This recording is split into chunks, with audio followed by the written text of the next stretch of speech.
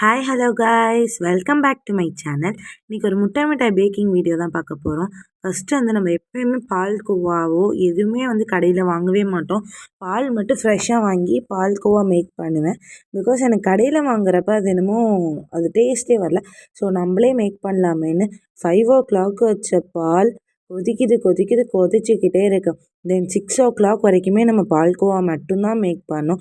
அது ஒன்றுமே இல்லை, வெறும் ஒரு 1.5 லிட்டர் பால் தான் நம்ம காய்ச்சினதே. அதுவே 1 மணி நேரம் ஆயிடுச்சு. தென் நம்மளுக்கு அந்த பெபிள்ஸ்லாம் வந்ததுக்கப்புறம் ஒரு கன்சிஸ்டன்சி பால்கோவாவும் ரெடி ஆகிடுச்சு. பாருங்களேன் எவ்வளோ எல்லோயிஷாக ஒரு good flavour of milk khoa கிடைச்ச மாதிரி இருந்துச்சு. தென் இதுலேயே சுகர் வித் ஏலக்காய் அரைச்சி போட்டாச்சு. நம்ம ஏலக்காய் போட்டுக்கலாம், அப்படின்னா ரோஸ் வாட்டர் ஊற்றிக்கலாம். ஐ யூஸ் டு ப்ரிஃபர் ஏலக்காய்.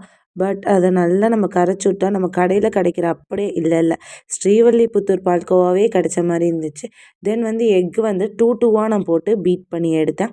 தென் எல்லாத்தையும் ட்ரேயில் ஊற்றி ஓவனில் 180 டிகிரி செல்சியஸில் 50 மினிட்ஸ் வச்சு எடுத்துட்டோம். நான் நட்ஸ் மேலே தூவி விடுவேன், அதே மாதிரி போட்டாச்சு. தென் அதை பீஸ் போட்டு ஆர்டரும் டெலிவரி பண்ணியாச்சு.